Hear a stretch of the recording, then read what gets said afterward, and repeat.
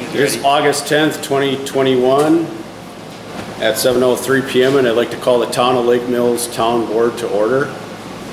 The notice is posted at the Town Hall and on the town's website. Can we get a motion to adopt tonight's agenda? I make a motion to adopt the agenda as printed. You'll have to second. I'll second. Any discussion? All in favor, say aye. Aye. Aye. All opposed, same sign.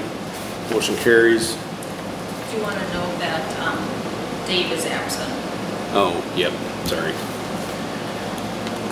And we'll also note that Dave Schrader is absent tonight.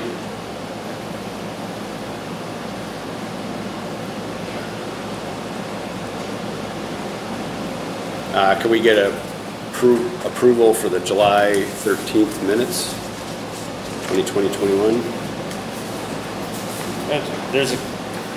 We'll make a few changes first before. Okay. Under the reports, Cambridge Fire Facility, you got Supervisor Hines. Actually, what's written there is what Dave said under the Fire Commission. Oh. And then what's under the Fire Commission is what I said for the Fire Facility Committee. So if you just flip those two. So I'll make a motion to approve the minutes with those amendments. I'll second. All in favor say aye. Aye. Aye. All opposed in the same sign. Motion carries by unanimous by 2 decisions. Can we get a motion to approval of the Treasurer's report? I'll make a motion to approve the August 2021 Treasurer's report. I'll second. All in favor say aye. Aye. Aye. All opposed in the same sign. Motion carries. 2 votes. We get a motion to approve the town board expense sheets. I'll make a motion to approve the expense sheet for Robin Untz for $62.12. I'll second. All in favor say aye. Aye. Aye. All opposed in the same sign. Motion carries by 2 votes. Can I get a motion to approve the general fund vouching? I'll make a motion to approve disbursements of $51,070.72. I'll second. All in favor say aye. Aye. Aye. All opposed in the same sign. Motion carries by 2 votes. Reports. Police report first. Go with Sergeant Ryan Walters. All right, patrol was pretty quiet last month. 40 hours of patrol on the road and 8 complaints that were handled. There were no citations issued. In fact, those hours were handled by Bob Delaney doing stuff out there. We didn't have any active patrol last month. It was pretty quiet. As far as the boat, we had 94.5 hours of patrol. 5 citations were issued and 4 written warnings were issued last month for the boat patrol.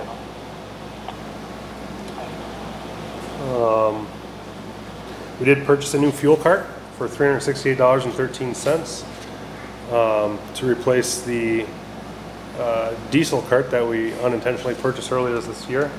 That also sold. I think we got $250 back out of that. So that wasn't overall bad. So that's on here. I've got the receipts for that, so we can submit those for reimbursement from the DNR as well. That's all I have for reports. Plan Commission report, Jim? We met and approved the Jefferson County zoning ordinance amendments. We discussed that driveway at a new house on South Crowville Road. And we also discussed the boundary agreement with the City of Lake Mills and redistricting timeline. Okay, that's excellent. Thank you, sir. Cambridge Fire and EMS report. Dave Schrader is temporarily absent tonight, so there'll be no report tonight. Cambridge Facility Committee. We're still evaluating the plans and needs assessment for the new facility in Cambridge, and we don't have any final recommendations yet to pass on to the commission.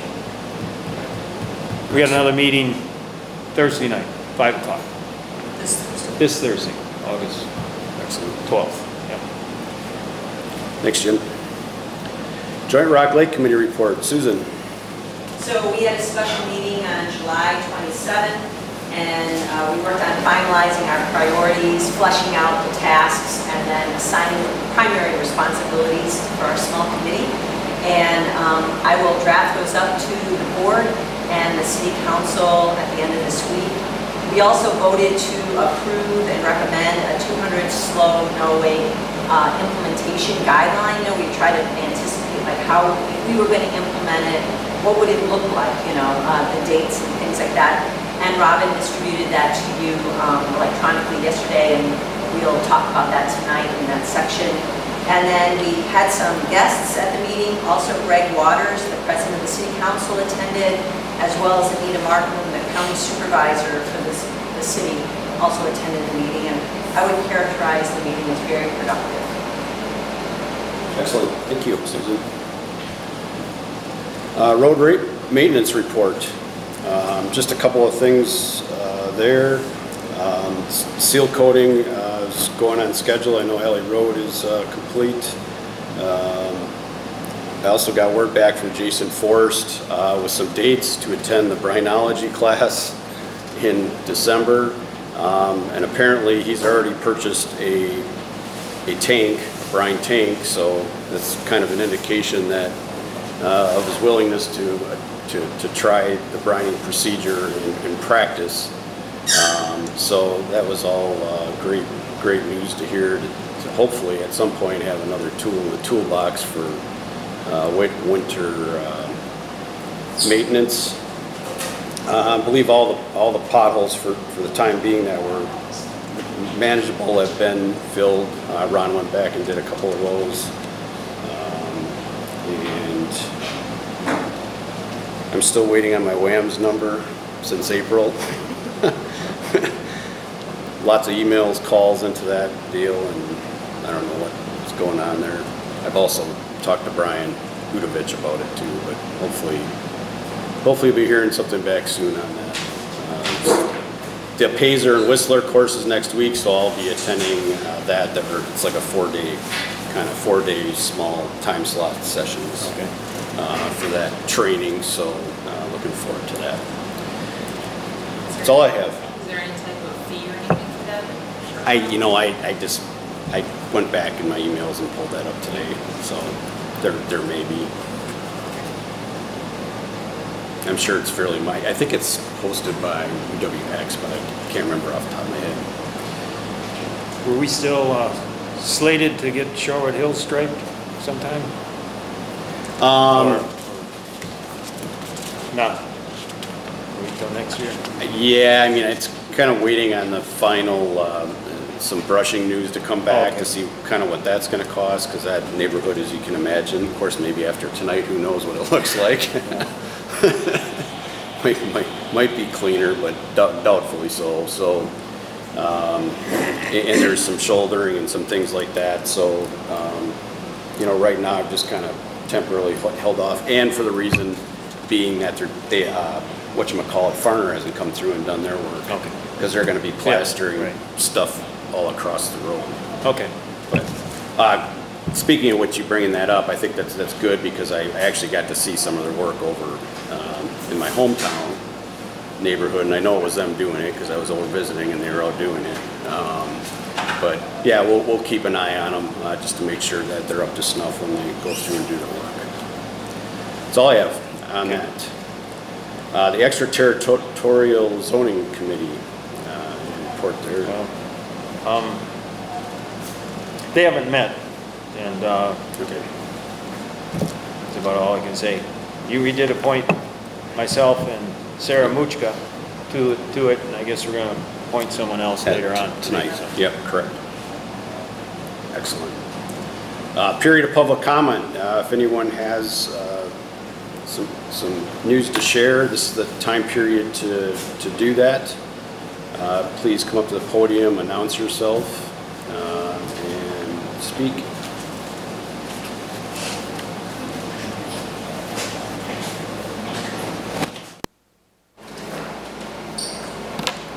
Good evening. My name is Josh Praber. I live on Shorewood Hills Road, and tonight I'll be representing the 10 houses on the Majala Channel. We came here in July to the town board meeting and requested two things from the board. I'd just like to bring those up again.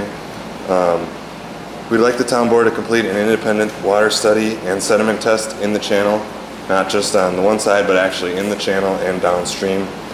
We're making this request again so that way we can figure out what is in there and what is contaminating the water and eventually coming out to the lake. Number two, we would like the town board to speak with the one landowner regarding access to their property to do the work that is found in the DNR study. We did attend the Rock Lake Improvement Association meeting on July 19th, and we were told that there has been a little bit of headway on that front. We were told that papers would be drawn up and submitted to him, to that landowner, and this is good news for us as we can move forward. The testing of the channel is crucial. It's the first step of many that is needed, and these findings and data from the test results will be very helpful, not just for now, but moving forward in the future to see what has changed when this gets done. We are here and able to help in whatever means possible. Thank you for your time. Praber.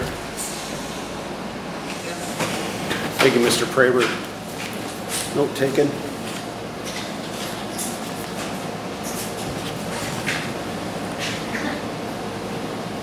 Is there anyone else for public comments? Going once. Going twice, going three times, okay.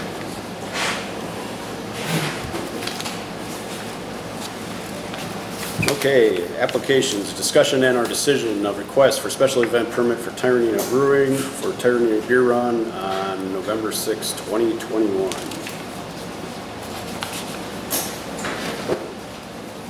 Open it up for discussion. Is Stacy here for that?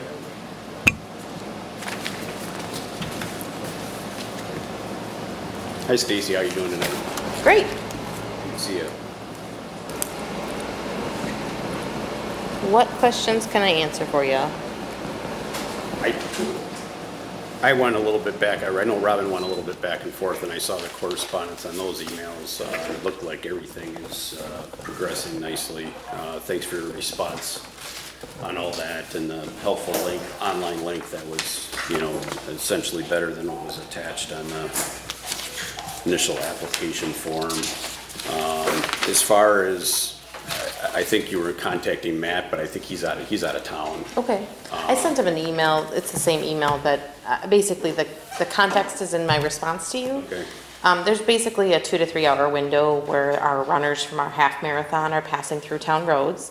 And we, based on, I've been in the community for years, and so based on personal experience, we decide, and discussions with both the Sheriff's Department in the past and with Matt, like these are the intersections that we're most concerned about. And then, those are the windows and... That was the second map link I think you sent today. That was very helpful too. Thank you. Appreciate you sending that. All that information is really helpful and that detail is helpful, and I know it will be for law enforcement as well. Sergeant Ryan Walters, do you have any questions about this run? No, I just got the information Yeah. a little bit ago, so. I know we've done it in the past, it hasn't been an issue, so. They're pretty tight together at that point still. It's not as spread out, so it's a really small window.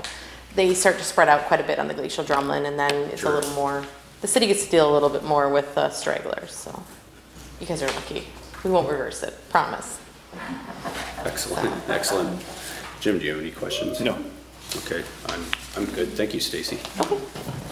I'd make a motion to approve the special events permit for Tyrannia Beer Run on 11/6/2021. I second it. Any further discussion? If none, all in favor, say aye. Aye. Aye. All opposed, the same sign. Motion carries by 2 votes. Thank you. Motion approved. I'll email it over to her, the inches. Okay.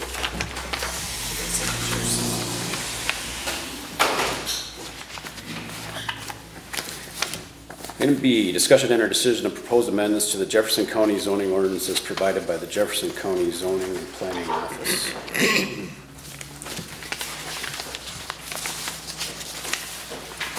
The way Steve explained these at the Plan Commission was that they're just basically house cleaning issues, nothing really substance changed other than garage residential. Maximum height went from 15 to 18 feet.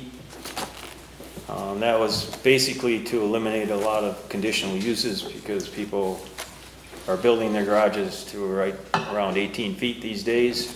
So rather than make them go through a conditional use, they changed the, or they're going to change the ordinance. Otherwise, it was just typos, nothing really substantial. I have nothing to add to that. I think Steve laid the groundwork for it during the Planning Commission meeting, did a great job, and I think everything looks definitely in order for that one. So I'd make a motion to approve the amendments to the Jefferson County zoning ordinance. I will second that. Any further discussion? If none, all in favor say aye. Aye. Aye. All opposed, on the same sign. Motion carries by 2 votes to approve the proposed amendments to the Jefferson County zoning ordinance.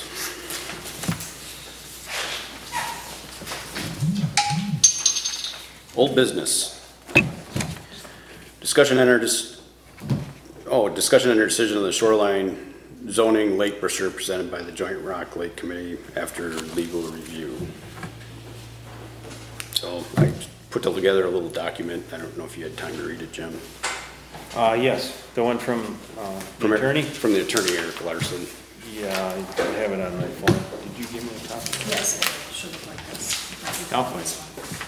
Here it is. Yeah, I read it. And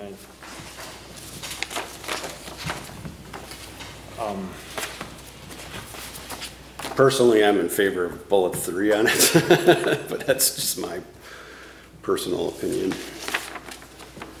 the place an ironclad and bolded disclaimer? Is that what you? Yeah, bullet number 3 with the with the couple of line items.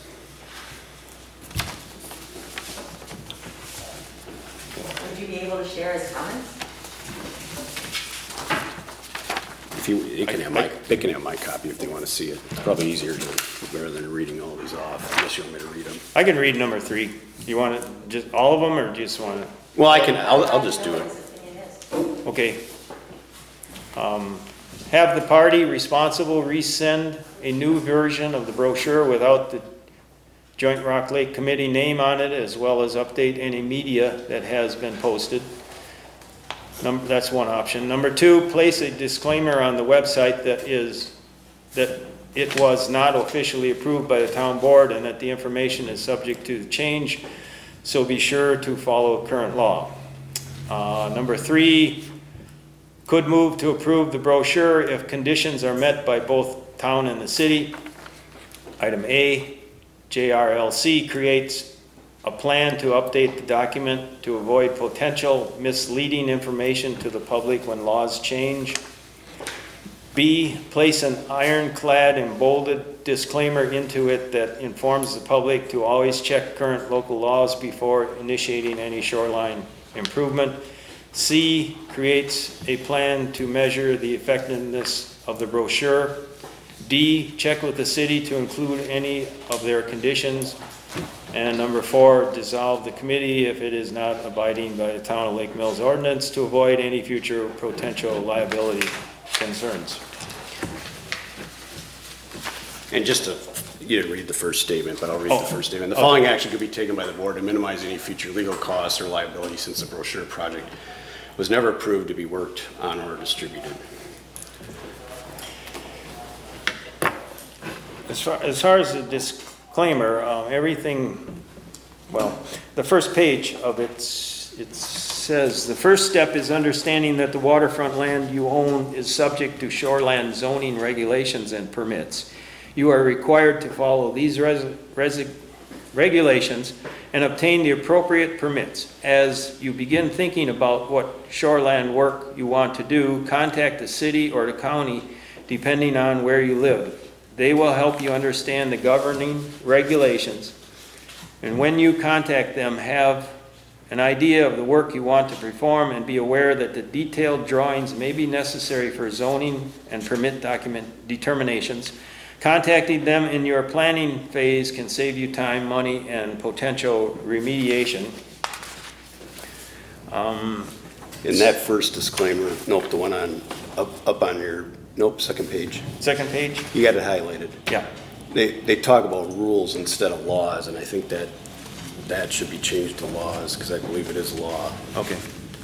Well, That can be confusing with people, because rules don't necessarily, they waiver.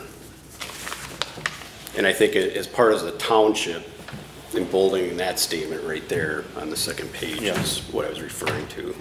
Okay. Okay, so that statement says this information is an overview only. It does not include all rules, which you want to change to laws.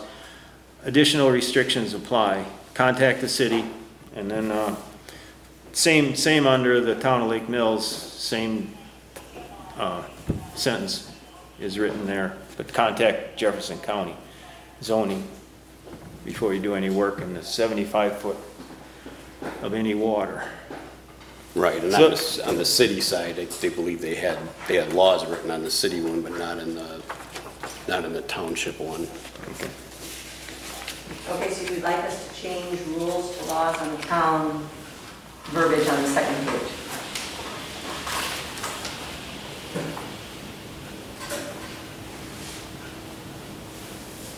On both of them, town and city, then. Okay, I don't have it in front of me. I thought Tom just said it was fine on the city, that it was rules. There's laws later in the city one. It says check with, here, it's somewhere down farther, city code. Oh, it's city code, yeah. Laws can be found, whatever, but I mean, this should be consistent anyway. Yep, okay. Okay, Absolutely. that sounds good. Has this been distributed yet? Or, Yes? It has been by mail, but it's the digital version. okay. So it was If posted distributed- anywhere yet, could be easily changed. Yes, it was sent by mail, it was given to the city council, and it was presented to the city planning commission as well, and received very high reviews. And we do have one digital copy up on the county, and we have a digital copy up on Rock Lake Improvement, and we will change that. Yeah, just to make note, Absolutely. high reviews and approved are two different things as stated by the attorney. So having approval by both the town and city is paramount, especially on a shared committee.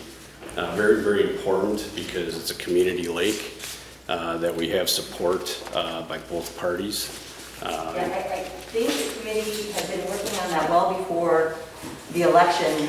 It's reviewed many times, January, December, February was in the meeting minutes. So I'm new to it. I understand I assume that there was tacit approval based on it being in the minutes many months. But absolutely, we will change the rules to laws. Is there any other recommendations that you would like on the brochure? I think bullet A, I think they should have a plan to update the document. Absolutely. To avoid potential, and we can give you a copy of this, we can highlight them.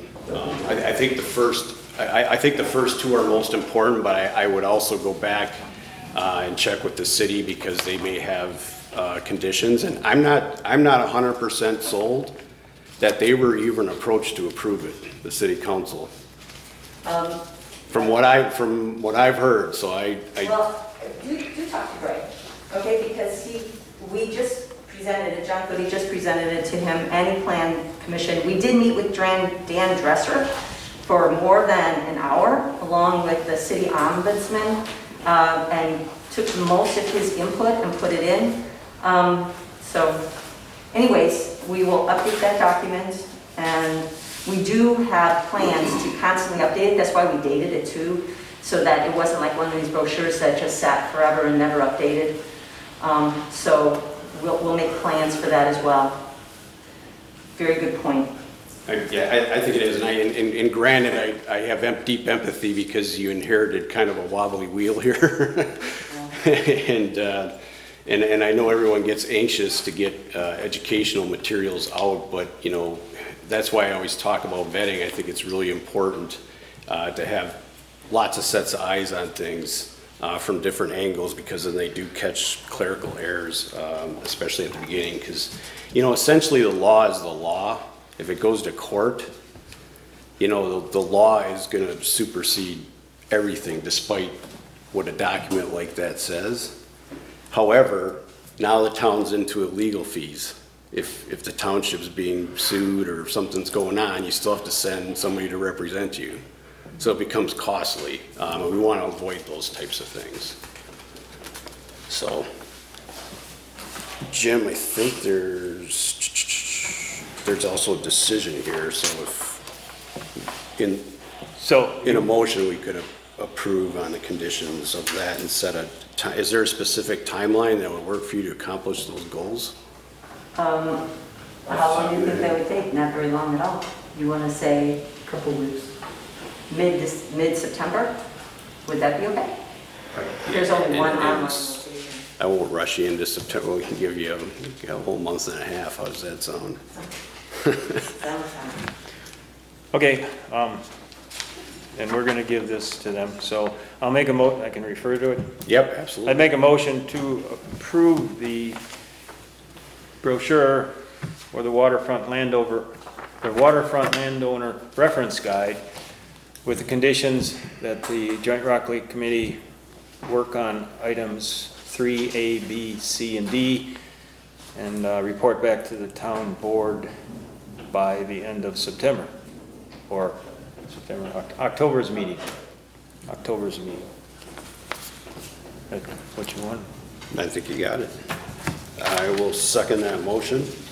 All in favor, say aye. Aye. Aye. All opposing, the same sign.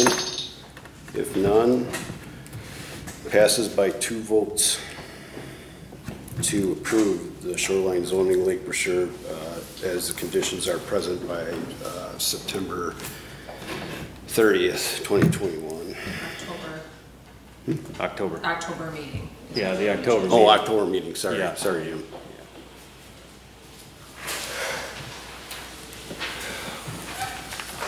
Oh, did we vote? Sorry, did we? No, you're not. We need to vote. Call the question. Call the question. All those in favor? All those in favor? Aye. Aye. Motion carries by 2 votes, none opposed.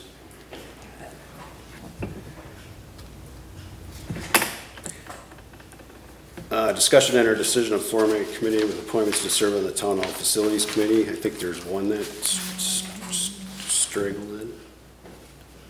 I think you're on 10B, Oh, Parks Committee. oh, my bad. Check the one off. Eyesight's starting to go here. Yeah, after last month's meeting, we realized that we had appointed almost all the positions, but we didn't designate who's getting what term, because we need to stagger them to start with, and then, so I think we need to backtrack just a bit, and then we have Jason Sherrier, who showed interest on being the Parks Committee. I think he works for the city's Parks Department now, but he lives in the town, he's interested in serving.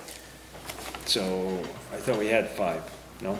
We only had 4? We have 4. We have 4. We had 4. Yeah. Yeah. So, this Jason makes 5? Or- Correct. And then we gotta decide who's doing what Yeah, terms, because they right. should end in April. Yeah, April 30th, according to Right. the ordinance. Right. So, do you want to appoint Jason? Yeah, let's do that. Let's do that first. It's Jason, what was the last name again? Sherrier, I think it's Sherrier. pronounced. Jason or Jacob? Jason. Jason. So I would recommend, can we get a motion to appoint Jason Sherrier to the Parks Committee? I'll make a motion to appoint Jason to the Parks Committee. And You second it, I'll second that motion. right? Sorry. We're down a man tonight because of Down a trees. man, Trees sorry. down. Okay. Any discussion? All in favor, say aye. Aye. Aye, all opposed, the same sign. Motion carries by 2 votes. Okay, then we have to do according to the ordinance, it's, 2 members are for 3 years. This is the first time. 2 members are for 3 years, and 3 members are for 2 years, correct? Correct? Wait, Correct. Yeah, correct. Do you want to just have them, do you want them to start April 30th of next year? Do you want them to start now, have 2 at a short term going to April 30th, then renew those 2 next April, and then appoint the other ones to a, because No, are you just gonna? just gonna pretend it's April 30th, 2022. Okay. This is pretend. No, so we need 2 members for 3 years, and then once their term is up, then they all become 2-year terms. That's the way the ordinance. Correct, yep. Exactly, so I think Rick Sapp and Linda Zulke would be the 3. Okay, Okay. And then the other ones you want to do 2-year? Correct. so I make that motion. I don't know all their names, but Rick. So we have Linda Zulke, is that right? Linda Zulke. And Rick Sapp for the 3-year terms. We have Jason Cherier, Mrs. Grzinski, and then you for the 2-year terms. correct. And the 2-year terms will expire in April 30th of 2024. Okay. The 3 years are 2025, April 30th. Got it. So I make that motion. I'll second the motion. Any discussion? All in favor, say aye. Aye. Aye. All opposed, the same sign. Motion carries by 2 votes on the term limits. Parks Committee. Now it's facilities. Discussion and our decision to form a committee with appointments to serve on the Town Hall Facilities Committee. Now we're back to that. There was one applicant that came in. Yep. and However- John is here. Is John? Okay. Yep. Excellent.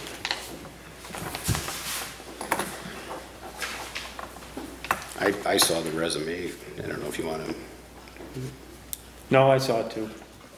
How many members did we hear? 7 we wanted for this? 7. I know it's I at could least be wrong. 5. Okay, maybe it's 5. 5 would be a majority. Yeah, I think 5. Because it's you and I already. John, so we need 2 more people? So I didn't know if, as far as discussion is concerned, I didn't know if you wanted to wait to appoint everyone at the same time, or, I'd just soon do that because we can't meet anyway until we get 2 more Full, members. yeah. It makes no sense, but. and I think with summer going on, just as we found with another committee, it's been difficult to attract people over the course of a busy summer. As long as John's here, I mean, we can allow him the opportunity to speak if he has anything to say on his behalf, as far as what talents and things, other than what he's furnished us, that he can help that committee out with.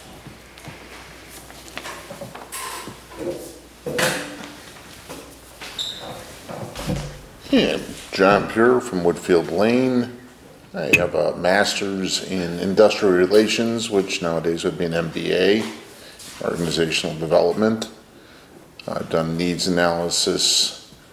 I am a certified business analysis professional through the International Institute of Business Analysis. Lean Six Sigma Green Belt, so I have IT work under my belt. In terms of facilities, having been through several homes, having gone through the actual effort of getting our land surveyed, I'm getting familiar with that.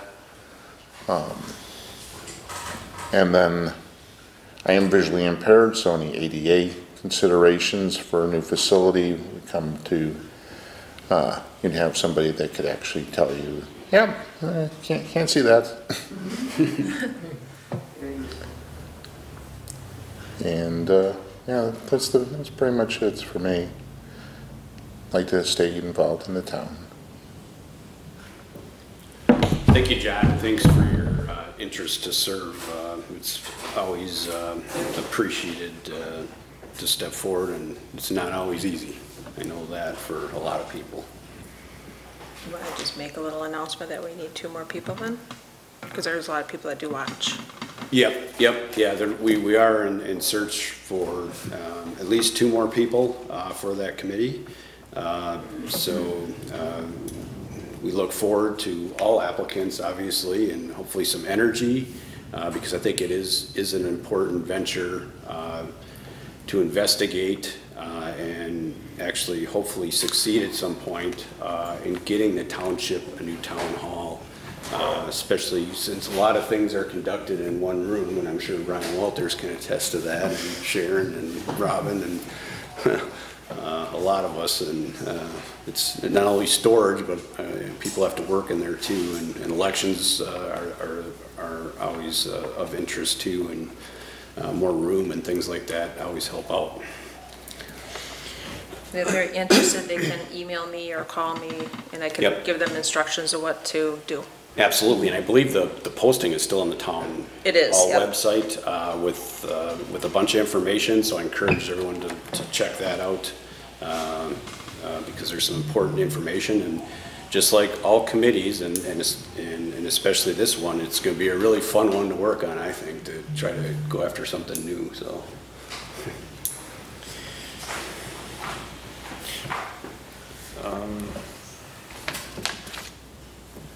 I would make a motion to table that temporarily. Okay. Till we get more interest. I'll second that. Any discussion? All in favor, say aye. Aye. All opposed on the same sign. Motion carries by 2 votes to table the forming of the town hall committee appointments. New business, discussion or decision of purchase of a replacement radar for the police squad. All you ever wanted to know about? A radar gun. That's right. Can you guys read speed the vehicles coming towards you and your? So what we currently have is a tail-end it's a handheld / dash mount radar unit. It faces out the front of the truck. We get moving radar or stationary radar. The issue is it's old, and the display it still works, but at times it starts to, the display is not working 100% proper like it's required to be doing. So in those instances, then we're not able to use it to its ability. Obviously, speed is one of the bigger or more common citations that we issue as a police department here. What I reached out to GenCom to get some estimates. This was the cheapest radar that we could get that has a front and rear antenna. The added benefits to this radar is it allows us to do same lane tracking. So if we're driving down Highway A and I've got a car coming up behind me, I can use the rear antenna and we'll actually pick up that vehicle's speed. And the same thing as if it's going away from me, I can pick up that vehicle's speed, where it's not just that oncoming traffic only while we're driving down the road. We have a similar radar system down in Fort Atkinson. It works very well.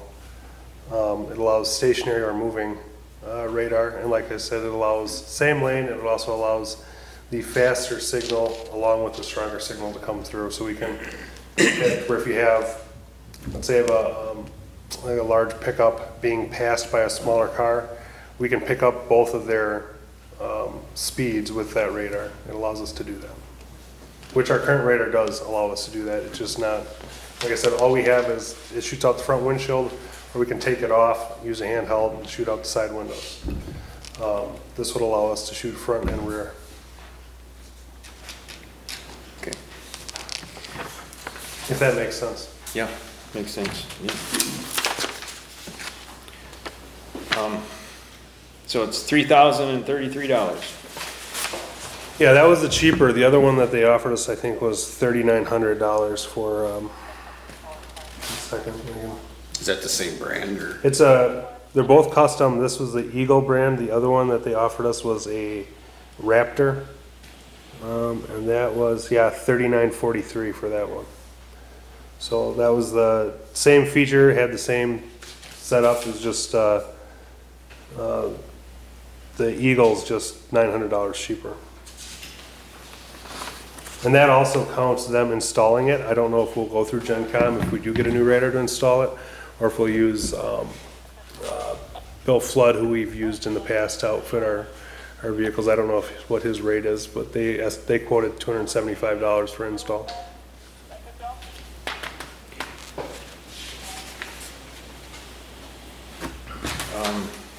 You don't anticipate any money in your police budget at the end of the year for this?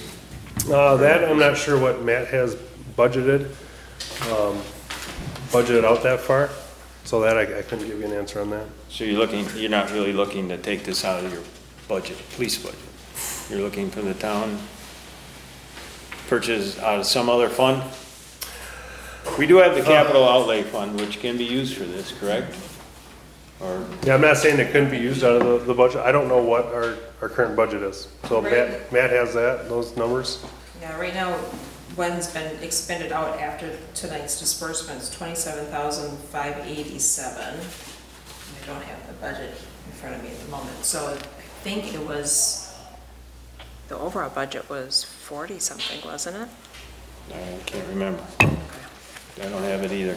Okay. Well, that was just a question. I mean, we can figure that out later, I guess. Well, I think it's important to have a working unit. Obviously, I hear verbal complaints and I'm sure you get a few as well. I don't have. And I don't know, does it jeopardize when, 15,000 or something, huh? you know, when things aren't working correctly? Obviously, I would assume it jeopardizes like when you want to try to pull somebody over and you're not getting. Right, if it's not working, we can't issue a citation on it. So Right. the radar has to pass a visual test, it has to pass an internal test.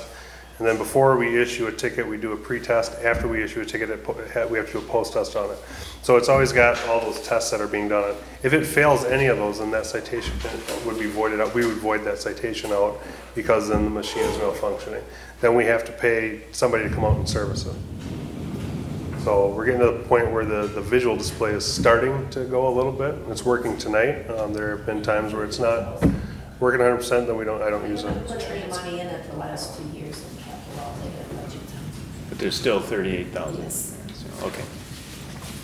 I'd make a motion to approve the purchase of the radar unit from General Communications, the Eagle unit, for $3,033.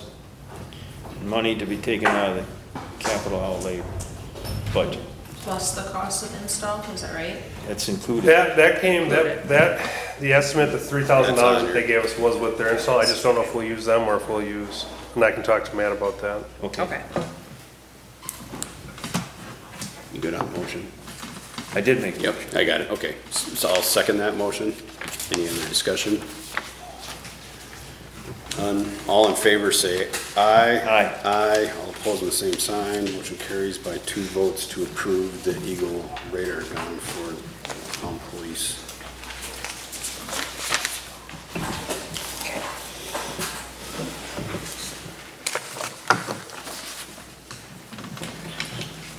B, discussion or decision of early purchase of postage for the 2021 tax bill in case of postage increase. They're supposed, postage is supposed to go up like the 28th or so of August. So, and from 55 cents to 58 cents. So how many stamps you buying? Forever stamps. 12 rolls for tax season, and 1 roll of the second ounce. I make a motion to purchase the postage before the end of 28th of August. I'll second that motion. Any discussion? All in favor, say aye. Aye. Oop, sorry. I hear the radio ads for things things like this stamps.com, is that something that you could use for the lower postage rates? It's the same postage rate, It is? Okay, they always have. so yeah. Okay. Okay, all in favor, say aye. Aye. Aye. All opposing, the same sign. Motion carries by 2 votes to buy the early postage before August 28th. C, presentation by Susan Traer, the Joint Rock Lake Committee's recommendation to change the slow no wake from the shoreline of Rock Lake from current multiple distance 100 feet for motorized boats and 200 feet for jet skis to 200 feet for all boats and jet skis.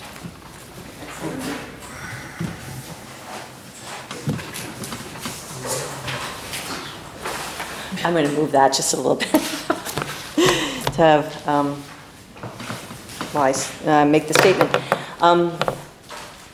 So, as an advisory committee to the town and the city, the Joint Rock Lake Committee tries to stay current with lake management issues concerning ecological areas such as water quality and invasive species, as well as recreational issues such as safety, boating technology, and lake capacity.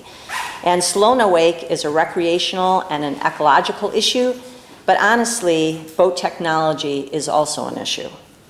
Lake Ripley was an early adopter of a 200-foot slow no wake back in 1990.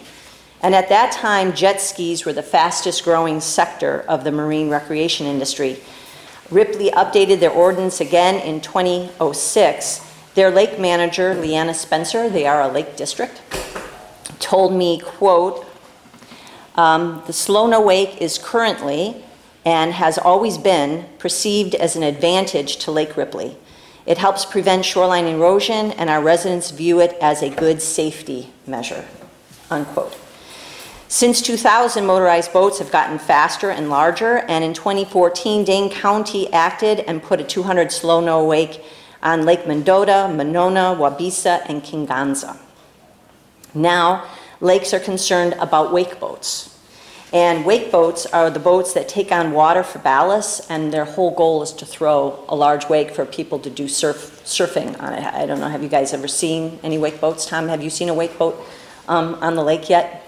So they tend to not go that fast necessarily. In fact, they can throw a bigger wake when they're moving slower than they can, but they never get to a planing situation. And they throw these huge waves, and then you're on a board and you cut back and forth. Okay. It looks like Sawyer County is working on an ordinance to limit wake size. Other areas like Presque Isle are creating what they call condition reports to set the stage for their own ordinances. The Water Sport Industry Association recommends that wake boats stay 200 feet from shore. Yet in Presque Isle, they've reported, quote, an industry-sponsored scientific study reported that the wave energy impacting a shoreline 210 feet from a single pass of a wake boat being operated in that wake surfing configuration is equal to the wave energy impacting a shoreline from a wind-driven waves blowing 20 miles an hour over a 1-mile stretch of open water in a minute, unquote. So Rock Lake is beginning to see wake boats too, and the Joint Rock Lake thinks it's a prudent and modest recommendation to put in a 200 slow no wake zone now, have the same rule for everybody. Robin distributed an electronic copy of an informational packet that we pulled together for you, and I'll give you a hard copy as well. At the end of our comments, we'll also give you a hard copy. In that packet, you will have our committee's original recommendation, which was made on February 3rd, 2021. Then there's going to be sample ordinances, which our town lawyer could use to speed up the process of drawing up our own ordinances. I've included Ripley's, Dane County's, as well as a sample that was offered by the DNR as a possible one that you can use as a framework. There's also contact information of DNR staff who is willing to help the town in the review process, and then also a proposed timeline of what would this look like as far as having a public hearing and those sorts of things. And as you've said, Tom, education will be the key to this provision. Education during the public hearing process, and then again in the implementation of the ordinance. And then I'd like to briefly mention some of the benefits of the slow no wake zone and answer any questions you might have. I think benefits fall into two broad categories: ecological, like what's good for the lake, or recreational, what's good for the community that's playing on the lake. And from a recreational viewpoint, Slow No Wake helps minimize conflicts between various lake recreational users by creating a buffer with high-speed motorized users, and that can be modified to say also high wake, because as I said before, the big wake boats aren't necessarily going as high speed as some of those pontoons doing towing, right? This buffer helps assure multiple users of the lake.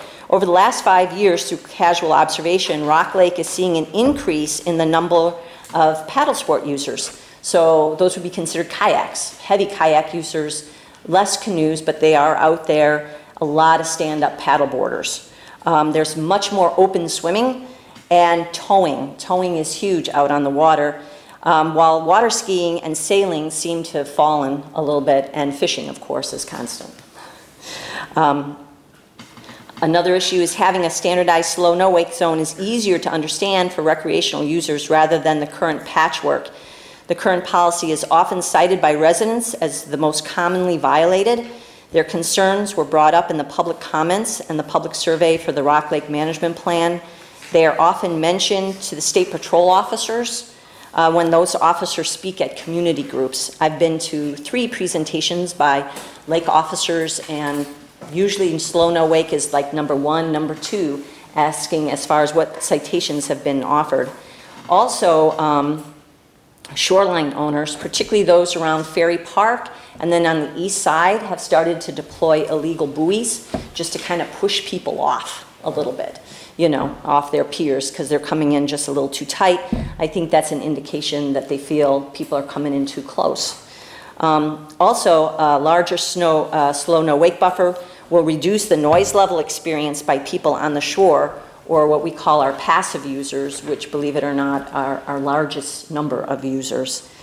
Then, from an ecological perspective, the major concern that this would address is turbidity. And turbidity is like when the sediment gets pulled up into the water, and with the water being so low, I mean, it's crazy. You can see it. It looks like a ceramic slurry when people are trying to get through that slow no wake zone because it's just so shallow. But what the sediment does is it helps to release phosphorus that's bound to that sediment, which encourages algae blooms. Interestingly, they've just started talking about how that sediment also affects the gills of the fish. It's called scourging, you know, so it kind of scars them and hurts sight hunters, and then also spawning issues.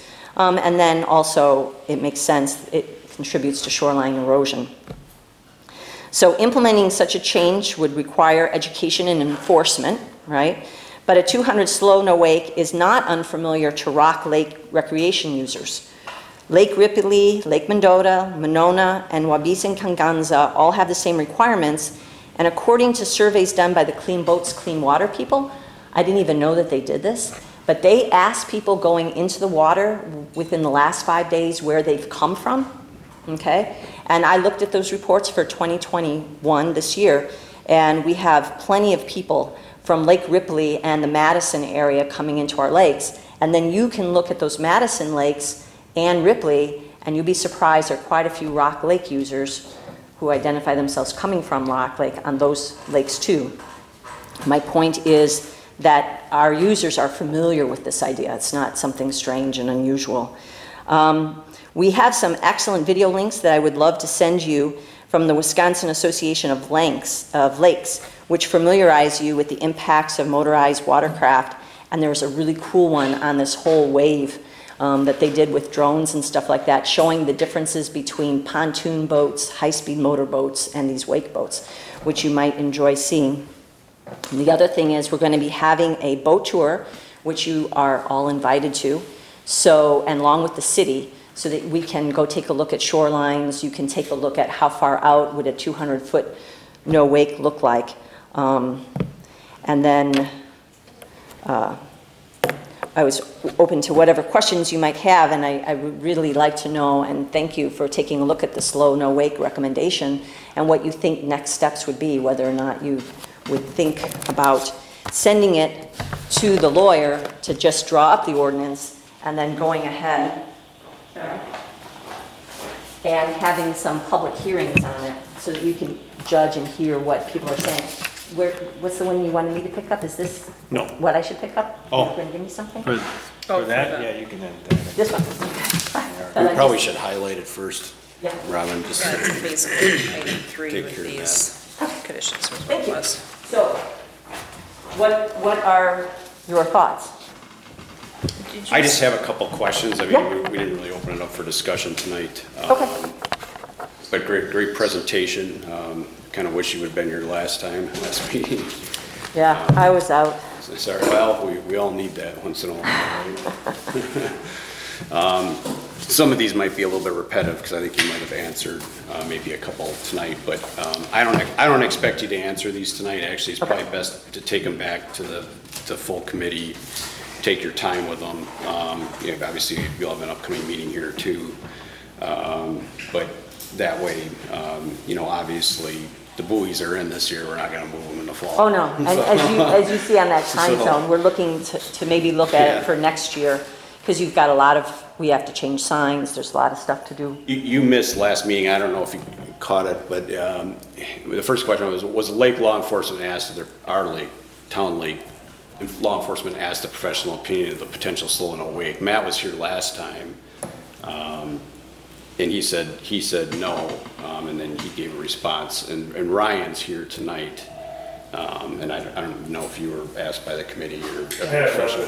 Okay, all right, that's. So are you just asking whether the committee back in February asked their opinion, or are you saying, what is your opinion? Opinion, because they work the lake, they're on the lake, so they get to So I see would a lot think of that their things. opinion would be really valuable in like the public Yeah. comment, and then drawing, if it passes, drawing up how do you want to go about enforcing it?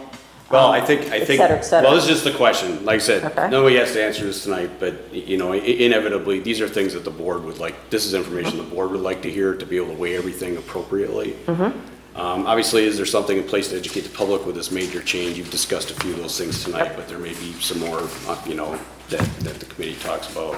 Is there any recommendation to the town and or city as to the budget it will take for buoy relocation, sign changes, et cetera? To take pressure off of town funds. Has there been any discussion with organizations or corporations about donating to the cause for any educational purposes, media brochures, helpful signage, launch volunteers, et cetera, to aid in those efforts? And I'll send this to you, don't write them down. Okay. Also, quick question, this, if you were changing lake signs and that sort of thing, that would be viable for the boat launch monies as well, wouldn't it? Correct, but obviously we try to save monies towards more important causes like shoreline restoration and things like that. So anyways, where we can take pressure off, the better. Do you have information to support that other lake comparisons are equal in value to that of Rock Lake? Something that's more comparable to Rock Lake. The lakes in Madison are huge. Lake Ripley is fairly small. We're kind of, I don't know if you put it in the intermediate class or whatever, and having, information with residents on the lake, usage numbers, surface area characteristics and such from a safety aspect. So safety was talked about in this thing as, for paddleboarders, kayakers in the 200-foot zone, but what happens when you throw everybody in the middle of the lake? So just having some comparison, so we're not talking about $1 million house versus, a $100,000 house. Having something equal in comparison, and there's probably something in the state of Wisconsin that would be helpful to the board to hear that information. So you're looking for another lake very similar in characteristics to Rock Lake? Comparable in size, comparable in usage, residents and such. And of course, this is on this sheet. So. Do you have a recent community survey within the past couple of years to actually reflect that we have necessarily feedback from the community, town, city, and non-residents? And then on lake that, my users, question, just so I can understand, to avoid like conflict. when I'm going to go do this, answer that. We have within 4 years people's comments that this is big, but isn't some of the public's opinion of this really the whole part of a public hearing? I mean, it's very hard to go around. Do you want me to actually go ahead and survey people? on something that doesn't exist yet, or you know what I mean?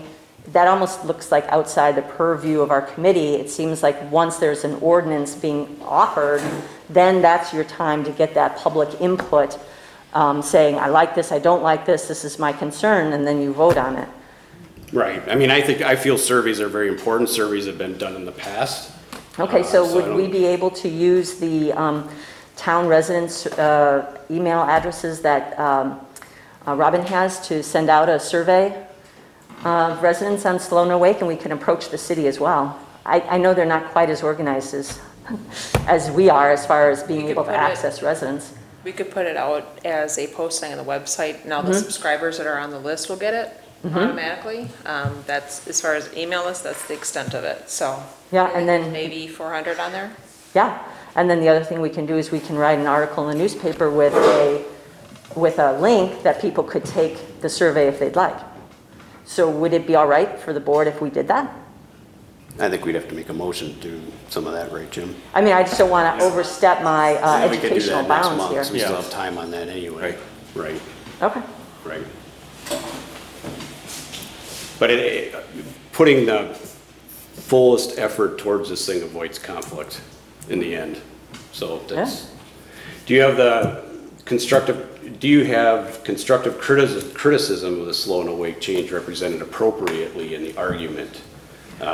You know, so the board gets to see some different angles of argumentative side too, because obviously when stuff gets pushed forward, a lot of times it can be, you know, way over here, but we're not seeing, you know, we want to see the pros and cons and have those arguments as well. I think that's very healthy and important to be able to weigh that decision effectively. And so you would like that given to you before a public hearing?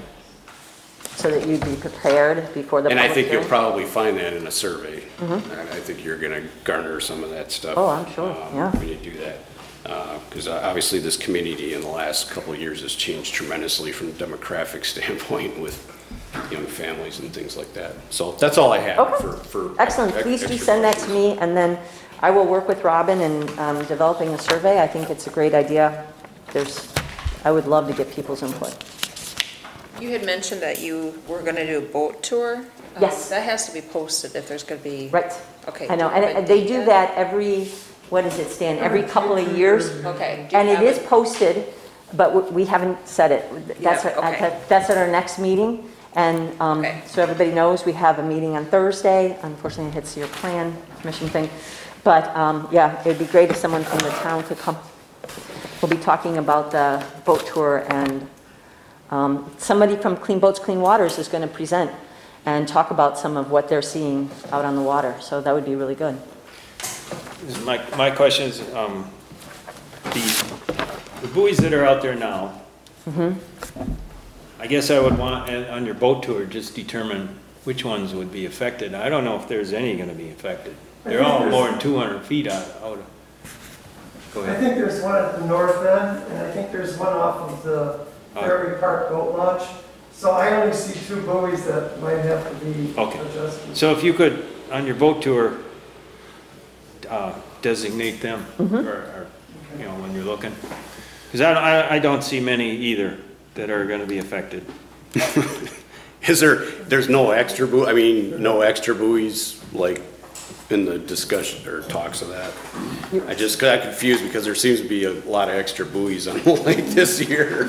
I don't know, maybe you can answer that. As far as the buoys that you think might be adjusted, you can just grab the buoy number off them. Okay. Each buoy has a number on it. Usually we do the coordinates, but they got numbers in it? Yeah, each Yeah, buoy, yeah. if you go up to the buoys, each buoy has a number on it, it should be on it. And I guess if that number's not on there, we'll have to get it relabeled, but they all were labeled. I think we just did that last year, or the year before they got relabeled. Because there are a lot of them were getting pretty faded out there. Do you have the map? Yeah, I think I do. So the other thing that we can do too, when we look on that boat tour, is there's been a couple suggestions on other lakes, and we could see each landing that maybe you would put up a temporary buoy when you're first starting to educate people so that they know how far out 200 feet is. I have no clue. I am spatially challenged. I asked my husband, you know, how far out are the bulrushes from my house, you know? So that might be helpful. Now, some already may have it, but some might not. So we can also take a look at, if you were putting in Ferry Park, Stan thinks that there's a buoy right there that you could see that that's 200 feet out, blah, blah. So we could make a note of that. That would give you a better idea if there's any. Yeah, great question, Jim, because Would temporary buoys require a DNR permit like all the other All buoys do? buoys do. Yeah. So they would require a permit process Right. too. Yep. I think that's Yep. number 18. The one up Ferry Park. 18 or not, it's 18. Okay, we'll add that to the list, Jim. Anything And then else? there's one over on, by the trestle, number 7. Might, Yeah. it's hard to tell on this map, but that one looks close. Any other questions?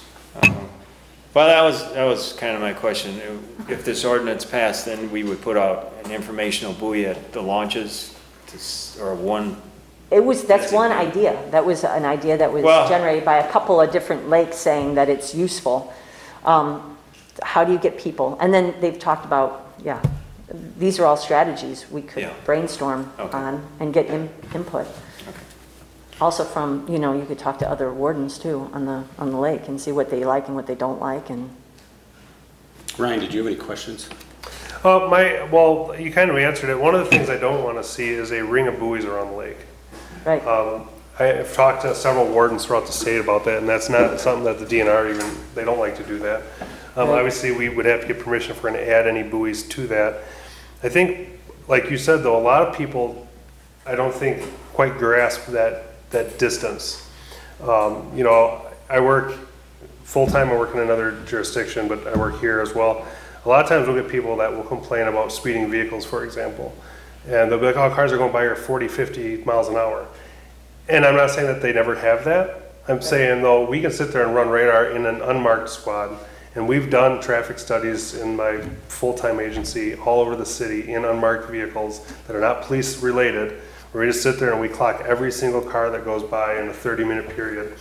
And, we may get like 1 or 2 flyers in those instances, but the majority of them are within 5 or 8 miles of the posted speed limit.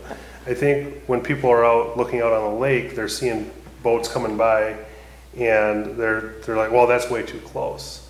We're looking at 100 feet from the piers and stuff. That's really not that far. It's 10 feet more than home plate to first base. It's that's 90 feet. You sprint that.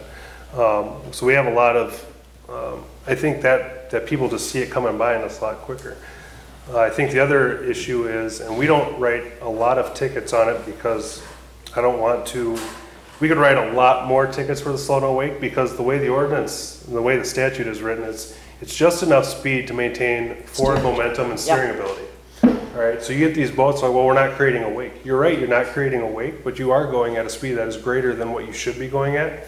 And I'll be out there patrolling slowly, and I'll have a pontoon boat come zipping by me in a slow no wake area. I'm like, if I can go at this speed, and I realize a pontoon is a little bit different. They're sitting on pontoons instead of the hull that we have. So a lot of the times, those aren't even the ones that we're addressing. We're just kind of more addressing the blatant violations where the bow's way up in the air and they're plowing water and stuff like that. So those are the things we try to look for when we're out there, because a big part of our thing is the safety as well. So we don't want to have the issue of putting so many more speed vehicles in a confined area. I think runs the risk of more people getting injured. yeah. So that's just something, it's just a concern, at least from my point. I know the chief is for the 200 foot, but I'm just, from my point of view, I'm not against it. I just would like to, my concerns, like I said, is I don't want to see a ring of buoys out there. And we've had a lot of mooring buoys pop up all of a sudden this year throughout the lake. Yep. I know that they can put them out there. I know that they can put their rafts and piers and stuff out there as well. But there's a lot of them have popped up. I found one floating right straight out from the trestle bridge. There's probably a whole And we bunch pulled it floating out. right now. Landmines? Yeah, no,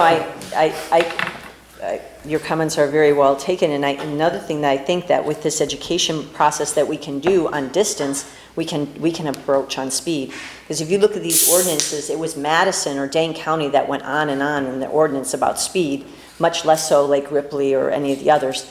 And we could talk about tilting your prop and, you know, doing some other good things and really try to get a comprehensive education thing versus just 200 feet. Right. And I don't think anybody wants rings of buoys for sure. That was just my concern, you know, Yeah. that's, obviously that's just one of my concerns out there. So we have a decent amount of buoys, I think we could probably use 1 or 2 more, along the south edge, but, just because I think between like 5 and 6 and 7 is just such a large gap there. It's hard for me sometimes to find the buoys when I'm watching boats out there. But I don't, you know, we just don't want to have too many buoys out there. Okay. Thanks, Ryan. Thank you so much, Ryan. Good Anything else? question. The only other comment I have is just for the board right here, that we already have an ordinance that controls water traffic on the surface of Rock Lake. So we don't have to recreate the wheel here. All we have to do is add that item here, the one line item in that ordinance, and then send it to our attorney. So it's not a big deal. It's just attorney's review and DNR review. Right. So don't recreate the wheel or anything like that. Right. We don't need Yeah, Costs I money. see that a lot of them are just a 2-liner, Right. you know, addition to what they had, so, yeah. It was helpful, I think, to get that DNR person because it actually took many, many days and multiple people to find who would be available in the DNR with their lean staff to work on our particular issue and make sure we're well cared for. And Marissa was very important in getting that person's name too, so it was good. Great, thanks for the presentation, Susan, and the efforts to present and put all that information together. It's appreciated. The board appreciates that tremendously. All right, D, discussion and or decision of amendments to Town Ordinance 3.1, public nuisances.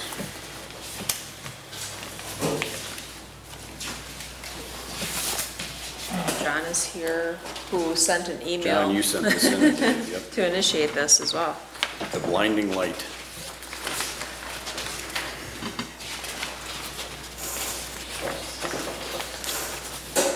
Yeah, what I did in your packet is I did a snippet of the language that's in the other ordinance that we added it to, which was the subdivision ordinance. So you had that. Where is that? That's this little blip at the back. Correct. Did you not get that one? Nope, I didn't get that one. There.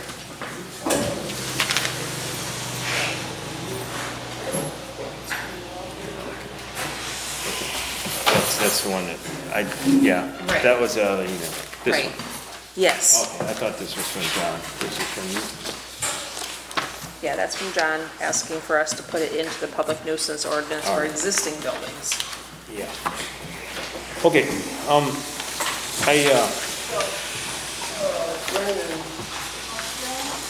I feel that we need to refer to that ordinance, 54610C. So, did have that just a minute, let's see if I can. 5410C. Yeah, add that,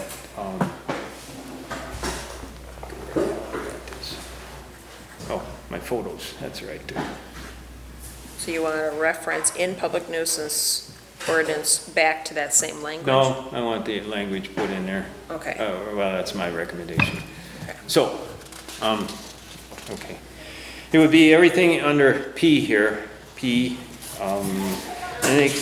any excessive or intense outdoor lighting and building lighting, all luminaires designed or intended for the purpose of lighting any lot or building on the premises shall limit to the greatest extent possible spillover light into the sky, traffic quarter adjacent properties or adjacent premises. Fixtures should be of the type or adequately shielded so as to prevent glare from normal viewing angles.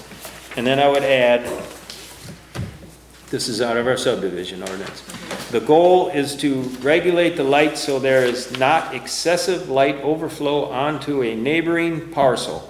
A general way of doing that is by the use of full cutoff light fixtures. Full cutoff light fixtures are defined as a light fixture or luminaire constructed and installed in such a manner that all light emitted from the luminaire, either directly from the lamp or a diffusing element, or indirectly by reflection from any part of the fixture, is protected below the horizontal plane through the fixture's lowest light emitting port. Essentially, all light shall be directed down.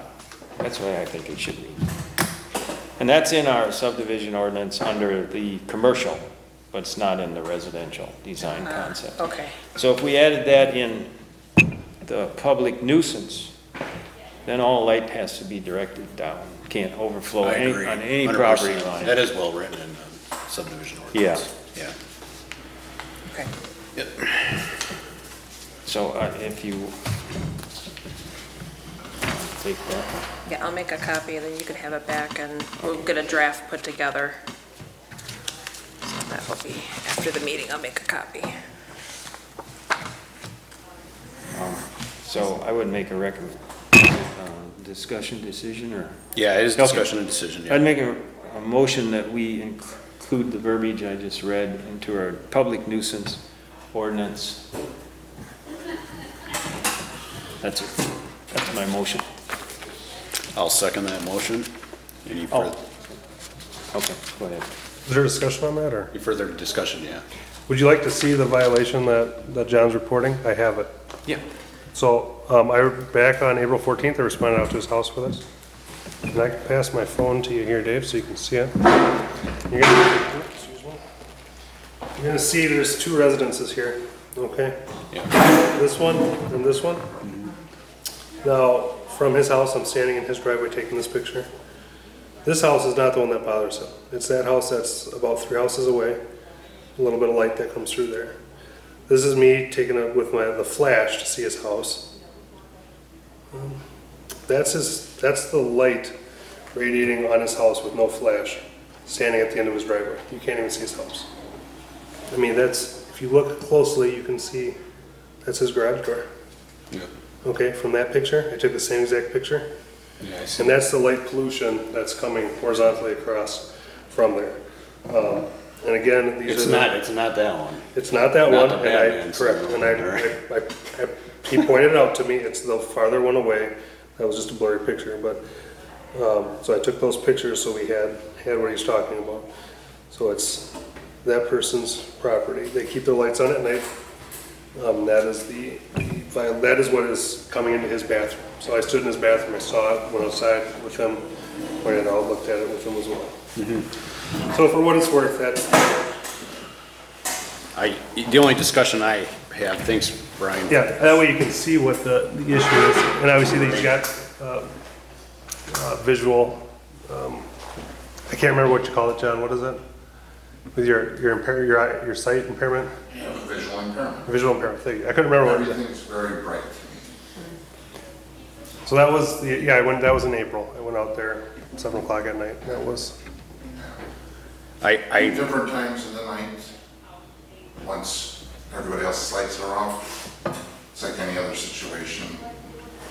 If the light, I like the wording that you had. If it's downward, that's all. I just want. Was that outdoor lighting? Because a lot of that looks. yeah, like that's it was just your standard house lighting you get at Menards. That's planted on the outside of your house. It's got the 5 Weighted glass. lid on top of it? Yep. Sits outside of, just on each side of the garage. Yeah, I don't know if you're gonna be able to shield something down that, well, on a light like that, Well, if you ever. turn that down. You know, You'd they have are to, just, you wouldn't be able to do that. You'd have to replace the It's a light. lantern. Okay. It's a lantern. So every residence in the township would most I likely mean, have if to those replace were their. illegal, we'd have to get rid of, that would be chaos in the township, because there's a lot of those, I'm sure. I had a similar verbal complaint, but it was more of a spotlight issue, and they took care of it themselves, because I just showed them the current public nuisance ordinance that we have. So I don't, I'm like this right now. Maybe a lower watt bulb and some I do of like these. the way the subdivision one is written though, but I also feel, you've got different lighting scenarios. I mean, there could be lights inside the house in these big bay windows that are just as bright as those outside.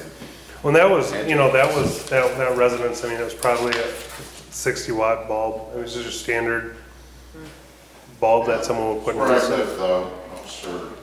Yes, sir. That's where I live. I understand that. I don't live in somewhere else, I live there. And that's the, Yeah, I'm not downplaying your complaint. I'm just trying to explain it to them. So they can understand. You had a different opinion when you were over. This is intensive outdoor lighting, so it kind of. The downward shielding makes it a Controlling street the outdoor issue. lighting. And it's specific. They went through the rigmarole, putting it in ourselves. Outdoor with lighting. downward lights. Didn't say anything about interior, so. Right. Okay. I still like the way that. Yeah, You're. we should be cleaned up and done. Right. For shielding, would it also include maybe landscaping that could shield it from transferring onto someone else's property? Even The if they- fraying light, yeah. Defraying it? I So think they that wouldn't was mentioned necessarily have to somewhere, I change don't remember the where. light fixtures, but if they have landscaping that blocks it or some other means to keep it from transferring to another property, that should do the same job, correct? There's another house further up, Whitfield Lane, where they put in the big trees. And you can't tell. It's there.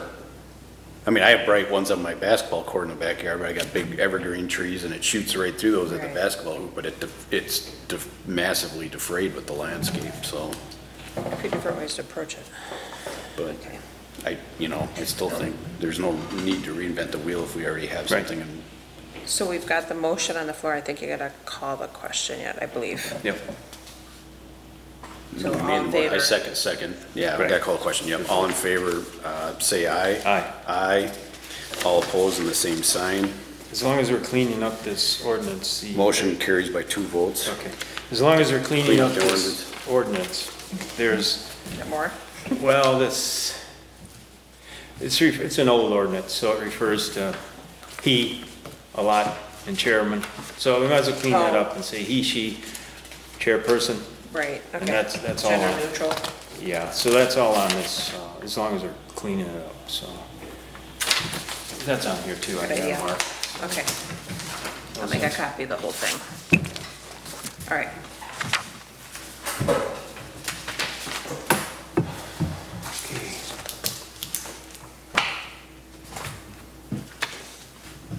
It's E, number E. Yep, discussion and or decision of appointment of town representatives to the ETZ committee per city ordinance 660.179B2B. Lee said he would do it, right? Yes, So make a motion to appoint Lee Leverton to the extraterritorial zoning committee. I second the motion. Any further discussion? All in favor, say aye. Aye. Aye. All opposing the same sign. Motion carries by 2 votes to approve Lee to the extraterritorial zoning committee. Discussion and or decision of a proposed intergovernmental project agreement with the town of Oakland for the reconstruction of Hope Lake Road. So, you're probably not as familiar with No, this one I don't because know it's what come the- up very last minute here. So Gene Napser from the town of Oakland must have ran into Dave. He sent in an email to relay the information at another meeting. And they want to look at going for a grant on Hope Lake Road. I think the verdict is still out whether this is an STP grant or an LRIP grant. Obviously, the STP grant would be preferable because that's 80-20 versus 50, especially on a long road like that.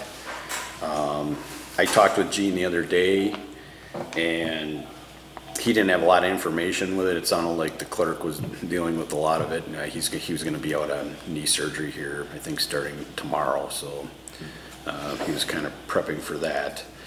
I discussed the gravel, or asked, the gravel pit with them.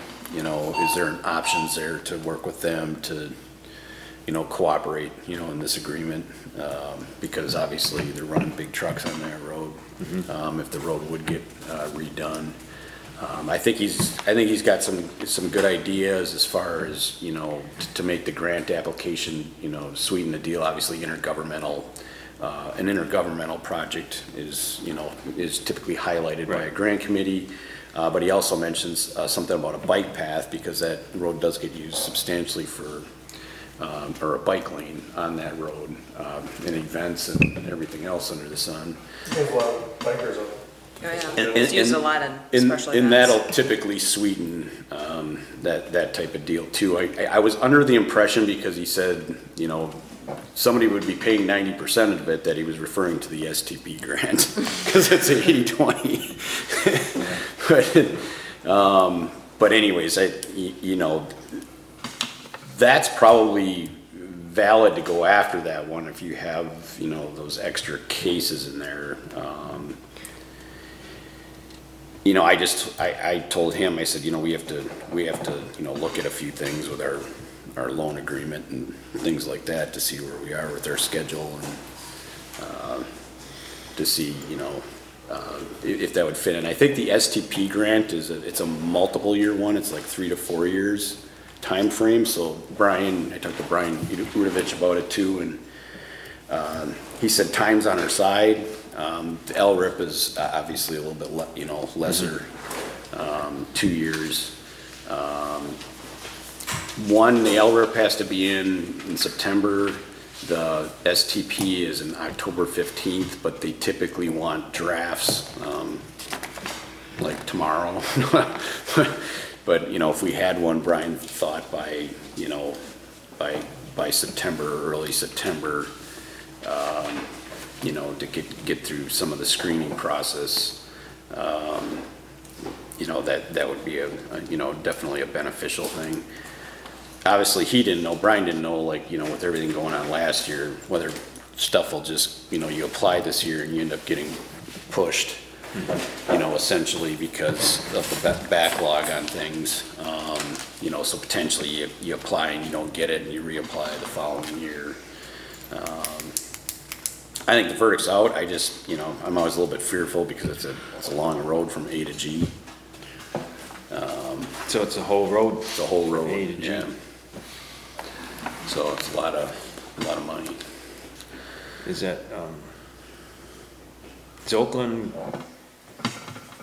well, we actually own more of that road, right?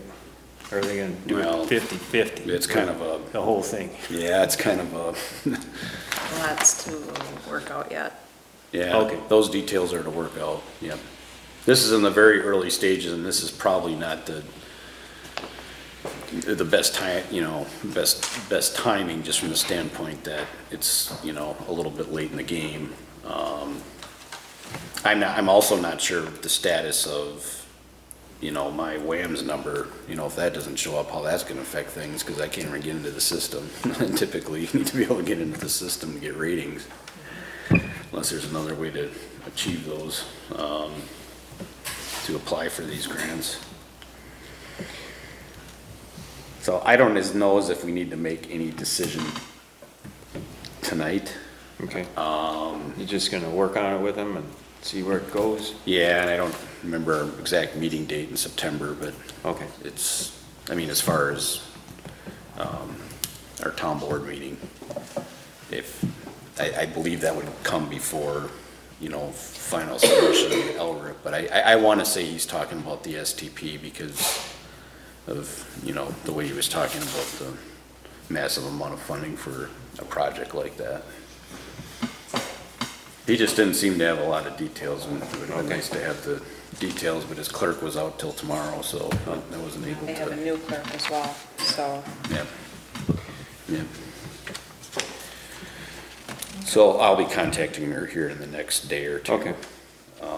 To get, you know, more of the details on that situation. But I wanted to get it on here. Okay. Do we need to table that till next time, or just keep moving? Don't necessarily, okay. It's up to you. Well, why don't I just make a motion that you work with Town of Oakland on the grant proposed in intergovernmental project. Okay, I'll second that. Any further discussion? All in favor, say aye. Aye. Aye. All opposed on the same sign. Motion carries by 2 votes to work on the proposed intergovernmental project agreement with the Town of Oakland for Hope Lake Road. All right, discussion under decision of submission of loan for highway projects through the Board of Commissioners of Public Land State Trust Fund. So we have that cycle that we do every 2 years, and we're due to submit another application, because in the spring of next year, we'll have the second half of the loan that the $360,000 to pay off. Then we have another $150,000 that will be coming in the tax bills, or coming in tax payments this year to put towards that cost, but then we'll have to start the next loan, otherwise we'll end up skipping a year and then we get off track.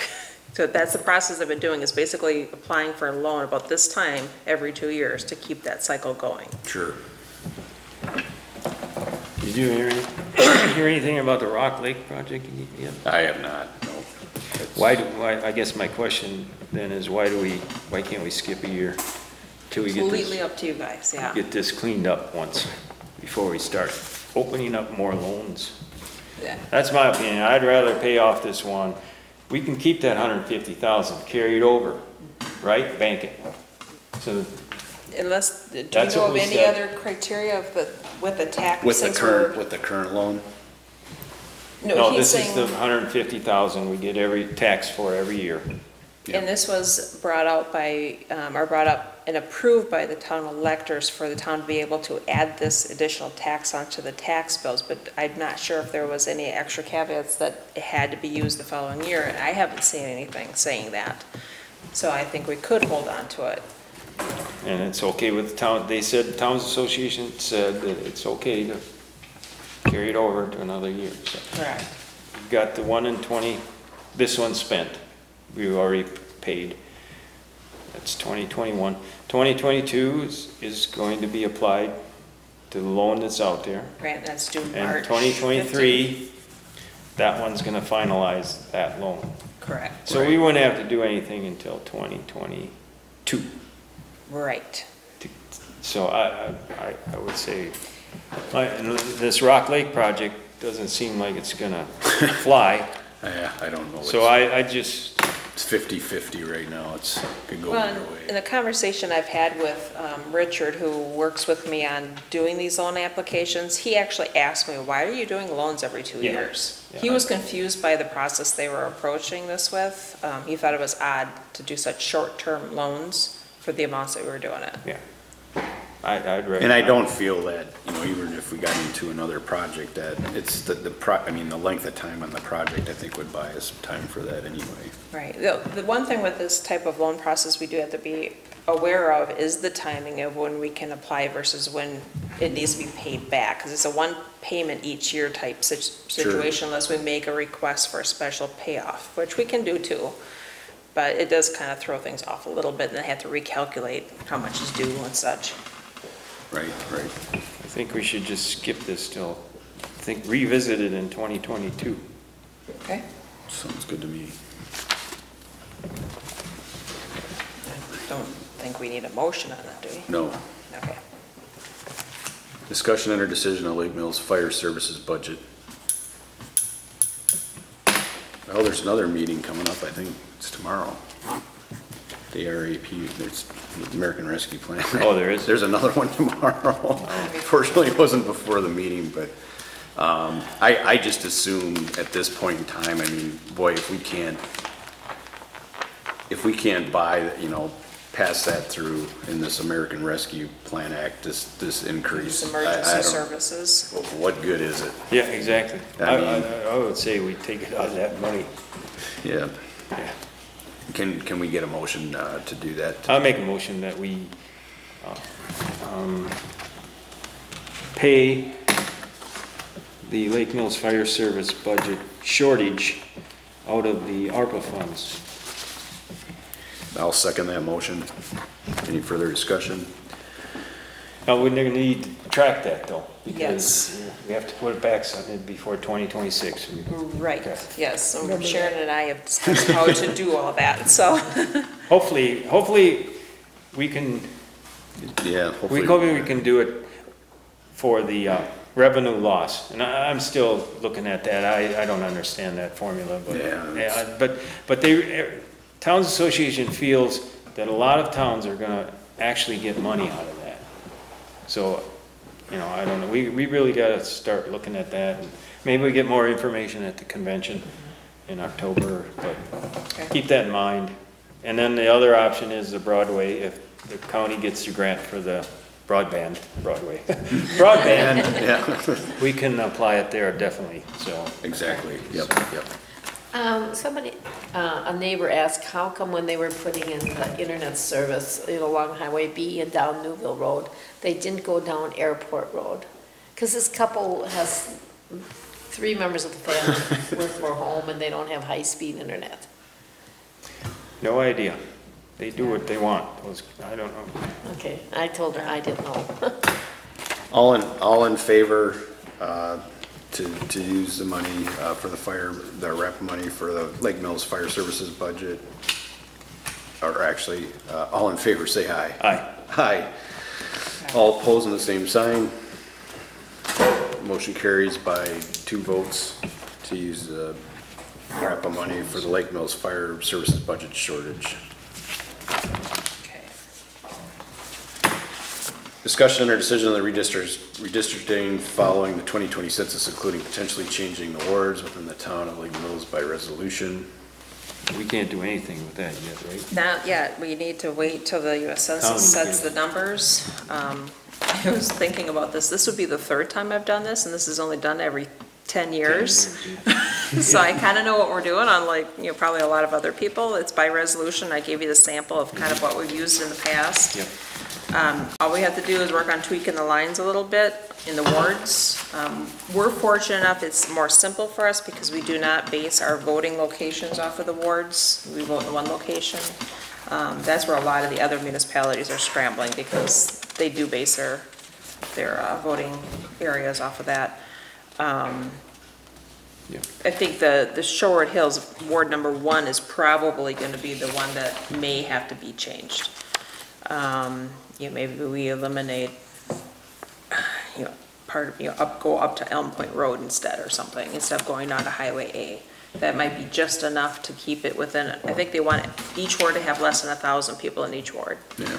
So, Okay. but I do think we left a buffer last time, so we might be okay. Yeah, that would be great if that's the case. Yeah. The only other thing I don't know how it affects is if the redistricting changes our representatives. Because if our representative is going to be split, like say basically change Steve Nass's area, they slice Ward 3 in half for him, we may have to put our ward based off of that possibly. No, I think, well, yeah. You just have to wait for the county to send all that information. They're gonna determine the. They will definitely county. help us with this too, so. They're gonna send a map with, and that, they expect the information by September 1st, I think Steve said. Right. The county. It's all gonna be quick, have to be done quick. Yes. Because, Well, do we want to make a motion tonight to approve you to accomplish this? Because It's by they're on a tight, resolution. they're on a tight time frame for this, I know. Right, and I'll be able to put everything together, but the final decision has to be by resolution Okay. of the entire board. Yeah, So okay. if we have to call a special meeting, we can do that, but Okay, all right, sounds good. All right, moving along. Discussion or decision of tree removal near W7825 Highland Road. Well, this one should be pretty easy because the homeowners had Matt Hazel deal with the tree already. unless another one's fallen down. Well, it was kind of a strange deal because of where the tree is located. It's still hard to see on this GIS map where the trunk is. And honestly, Matt was, Yeah, it's been gone. taken down, yeah. It's gone. And Matt thought it was on their properties or one of the properties. And he didn't understand Jake's argument because he primarily talked to the homeowner. That's what he told me. And they were debating on whether, they were debating on, splitting the cost 50-50 to take the tree down at that time. So, I'm sure they weren't happy because it sounded like the city pushed up the stuff on to their property, and, I think that was maybe the bigger part of the deal. That was due because it was a city utility cleanup too, right? Right. So, I mean, it's one of those deals where there was a lot of ifs about the scenario. Town right away, city, all that stuff, and that's why I wanted to discuss it tonight, but, It's taken care of. it's taken care of already, and I sent Jake a nice email and just kind of said, you know, this is what, take a look at, and never, you know, sometimes they take contractor information and misinterpret it as to, they thought he just was doing town cleanups and stuff, and I'm like, well, no, he's contracted, he's got a mowing contract, but, yeah, he just doesn't run around and clean up trees and charge the township and the town residents, so. Can I ask you about that? What's that? Well, he told, so my brother is one of those property owners. Oh, he is, okay, all right. And he told my brother that he had the contract for the township. I'm like, I thought Dave did that, but, well, the tree. Dave is now. Yeah, right. Well, and it made sense because he left right away tonight, so I'm like, okay, so that didn't change. Yeah. Well, he doesn't have a contract. Dave does it for Dave's free. just clearing He it gets it off the road. off the road. Right, that's what I meant, like when they come down, it's, Right. He's our emergency contact for it. okay, that didn't change at all. Okay, good. Nope, he's the first one the county will call. So I call him too, so. And we're I'm texting gonna- him because he's been very busy tonight. We're gonna have, yeah, I'm sure some issues to deal with tomorrow or the rest of the week. So you already told Jake that, we're not covering it? I didn't mention that in the email, I just kinda gave him the process and he just responded that thanks for the information, and he didn't request reimbursement or anything like that. I mean, if he came back and requested reimbursement, then, you know, we could discuss it more, but at this point in time, I mean, Matt told me what he charged for, it was $800. Yeah, $800. Yeah, I talked to Jake last night. Okay. Matt also didn't feel that, you know, he didn't think the tree it wasn't necessarily going, I mean, it wouldn't, maybe tonight it would've went somewhere, obviously. Any tree could go in a storm like that, so. Item K. Okay, discussion and or decision about the ETZ boundary agreement with the city of Lake Mills, legal review of financial and legal implications of the agreement and other agreements affected by the document. This came out of the planning commission. Yeah, I believe. yeah. I guess I stated what my question would be if, you know, we get revenue sharing for 20 years past the date, or from the date of annexation. So my question is that if the agreement is not renewed, would we still get 20 years that clause stay? And I've read it again, and I think it stays, but I'm not a lawyer. So that's the question I would want answered. What's that, as far as the lawyer, yeah. The lawyer answer that question. If he feels that they would have to honor that even if we terminated the agreement, that they'd still have to pay for, some of those properties are annexed in 2019, so they'd still be paying until 2029 or 39. Yeah, I think it's valid. I think it's a worthy effort for sure. So I'd make a motion that we send the agreement to the attorney to get that question answered, and I don't know if you want any other ones answered. No. Just to review it in general? Review it in general. Comment? Yep. Okay. Yep. I'll second that motion. Any further discussion? All in favor, say aye. Aye. Aye. All opposed, the same sign. Motion carries by 2 votes. Send it to legal. Discussion and our decision of southeast end of Mud Lake Road patching. Now Ron got us the estimate. He did want me to share, because he didn't think he'd come out tonight. Yeah, I don't blame him. That would be the top cost. He said it could be less if it is Yeah, less. he mentioned that Yeah. to me as well. Okay. The only thing and I didn't ask him this question, but, you know, there's places it just pretty much needs to be done. I was worried about it being done this late and then the plow clears it all off this winter and then you're out to, you know, half the money or more, but, I mean, that doesn't seem horribly unreasonable to me, to the amount of area that's on that portion of the road. I'd make a motion to approve the patching potholes of Mud Lake Road for $4,490 through Ron Bennett, Northwest Services. I second that motion. Any further discussion? All in favor, say aye. Aye. Aye. All opposed, on the same sign. Motion carries by 2 votes to have Northwest Services patch up the sides of the road on Mud Lake Road. Correspondence? Yep, hold on. Okay, so we have the information about the comprehensive, the county's comprehensive plan, the farmland preservation plan updates. I believe I provided a copy of that prior. Basically just being aware that they made some changes. As we're looking at things, if we have to look at our own comprehensive plan, we need to make sure it's all got a copy here if somebody wants to see it. The other one is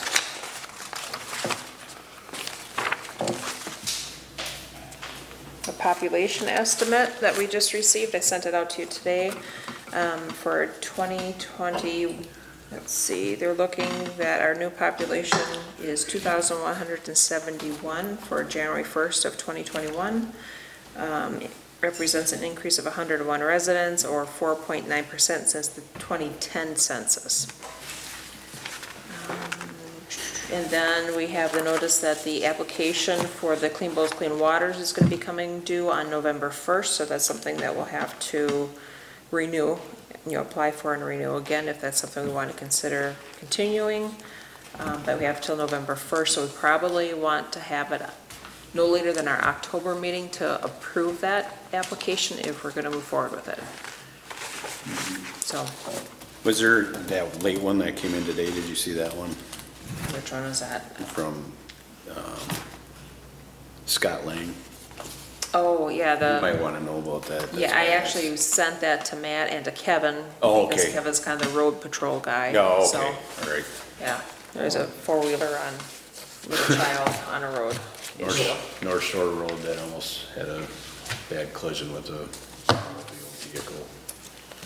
And he didn't, I wrote him an email, I think I copied you on it anyway, and just basically said, it's, their phone number for Matt is on the website. Yeah, he should, if there's another issue, it needs to be, law enforcement needs to be It contacted. should be addressed, whether it's emergency, non-emergency, and, to make sure that it's being resolved, because he didn't want to go over there and be confrontational, and he was emotional about it, shook up about it and stuff, which is understandable, but hopefully going forward, people hopefully know that Matt, the chief of police's number is on the town board website, so getting a hold of them or the Jefferson County Sheriff's Department if he doesn't respond immediately.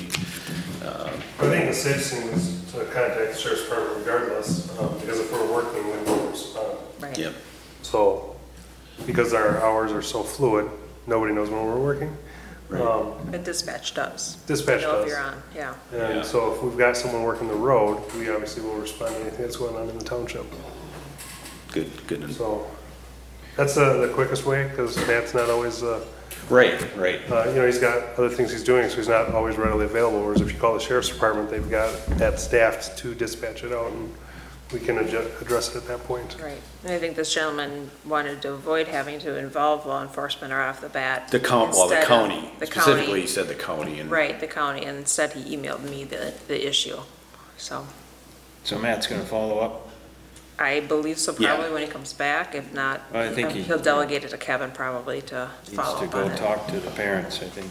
I'm sure I'm sure they'll be able to kind of track it down. It's not a very big road with a lot of township houses on it, if it came out of that Just need to area. remind parents that minors should not be riding four-wheelers on, Against the law and our ordinance. Excellent. Can I get a motion to adjourn the Town of Lake Mills Town Board meeting? you know, read the meetings that are coming up. Oh, my fault. Yeah, we ran out of space. Sorry. September 7th, 2021, Plan Commission meeting, 7 PM at the Town Hall. September 9th, Joint Rock Lake Committee meeting, 6 PM at City Hall. September 14th, 2021, Town Board meeting, 7 PM at the Town Hall. Didn't they say they had a meeting this Thursday? Joint Rock League, too? You're right, it should be, 12th. right, the 12th. Still getting used to their Thursday, the second Thursday of the month. Okay. Oh, that's right, yep. Is August. September 12th, 2021. Yep, and it's been posted because in their ordinance, it says it has to be posted a week in advance. So, Make a motion to adjourn. Second. Discussion, all in favor, say aye. Aye. Opposing the same sign. Motion carries to adjourn the Town of Lake Mills Town Board meeting.